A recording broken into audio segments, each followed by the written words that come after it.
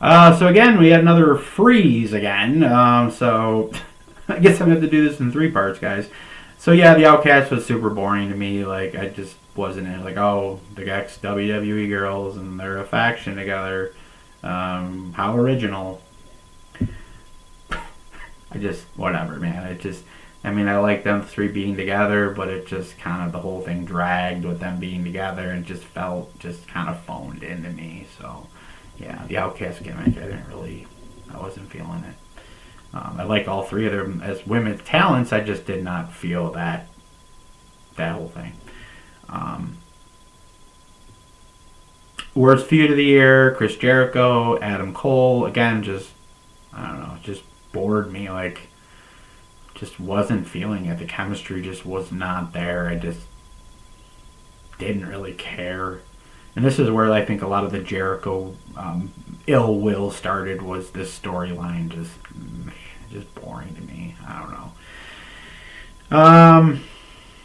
Worst promotion: NWA, just strictly because of that cocaine thing. I mean, the cocaine spot and just the fumbling of a national television deal. Um, it was hard for me to pick worst promotion this year, but honestly, they're just going to win on pure fumble stupidity factor on this one. I mean, I just still can't believe that Billy Corgan. I kind of view Billy Corgan as being really, really smart in the business, and he fucked this up. So I don't know. Best Booker, Triple H. He takes it finally from Tony Khan. Tony Khan had it for the last few years, but I think it was pretty clear that from a strategy standpoint, from week to week fine details standpoint. Now, granted, Triple H has a lot of help and a lot of, like, a writing team and all this other stuff, and you know what I mean, a lot more advantages as far as doing this job correctly and efficiently than Tony Khan has. But he was clearly made the better booking decisions for his company versus what Tony Khan did. Hopefully, like, this is a situation where they trade it back and forth for a number of years, and the health of the industry would be better for it, obviously, if that happens. So, but this year it's Triple H. Best promoter. I go different here. I'm going to go Tony Khan. Now, Triple H has a whole machine behind him, so I don't really consider him to be a promoter like Tony Khan is. And again, we're going to go back to All In, but the simple fact that he pulled All In off, to me, makes Tony Khan promoter of the year. Just on that alone, to me, makes him promoter of the year. I can't, like I said, I can't really consider Triple H promoter of the year with all the, you know, the marketing machine and the you know, just the machine in general behind him makes it a lot easier for him to do promoting, and it's not as if he's doing it, sitting there promoting it himself or anything like that. He's got like a whole team of people behind him. But Tony Khan, it was more of a hands-on thing, and you got to marvel it all in, man. You really do. You know, you just have to.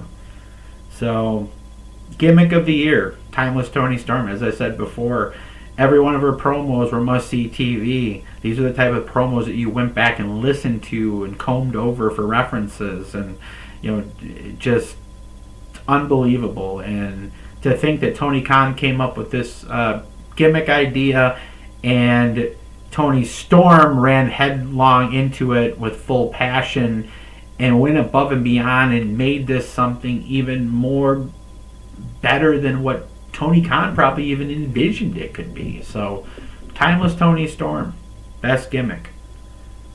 Worst match of the year, and by the way, we're into the B category. Worst match of the year to me was Bray Wyatt LA Knight at the Royal Rumble, the Mountain Dew, blackout Mountain Dew, lights out match or whatever. Just fucking stupid gimmick match, and people knew it was going to be horrible, and it was. And you know, rest in peace, Bray, but not a big fan of that match. I'm sure Bray's looking down from heaven saying, "Yeah, man. Yeah, it was kind of a piece of shit, you know. You gonna do it, you had to put the sponsor's name on it, you know, whatever. You know, I get it, but it still is a piece of shit, so whatever." Best pro wrestling book. It was the Steve Keirn book. Just as far as, an accurate description, depiction of life as a wrestler in the 70s and 80s on the road.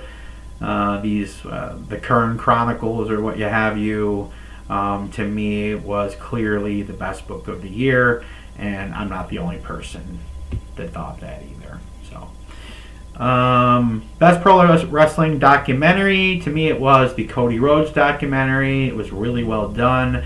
I think all the dark sides this year were very good, but the Cody Rhodes one was a little different than those, and it was really special.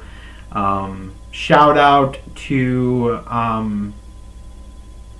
the Iron Claw for doubling their budget and far exceeding the expectations that people had for this movie. They may have, did get some Oscar buzz too, so they may have single-handedly allowed more wrestling content, more wrestling film and television to be created because of its success. And being somebody who's actually creating something on the side right now, a pro wrestling television series, dramatic television series, for me, it's an encouraging sign that this isn't the end of it. It's probably just the beginning. And also a big shout out to Netflix's The Wrestlers too, which was very good as well. So a lot of great pro wrestling media this year, a lot of great pro wrestling TV, documentaries, television series, and films. The John Huber Chad Gasper Award, I'm going to say count was almost like an inspirational type award. I'm going to say, to me, it was a tie between Sami Zayn for his work in the Middle East and, trying to help out that region of the world and being a key figure as a celebrity when it comes to that part of the world and trying to help heal a lot of that division and stuff. Sami Zayn was at the forefront of that. And also Jay Briscoe, almost in memoriam, just like Shad Gasper and John Huber, Brody Lee. Almost to give it to him posthumously because we miss Jay Briscoe, and he meant a lot to this industry, not just Ring of Honor or our AW, but all of pro wrestling. So,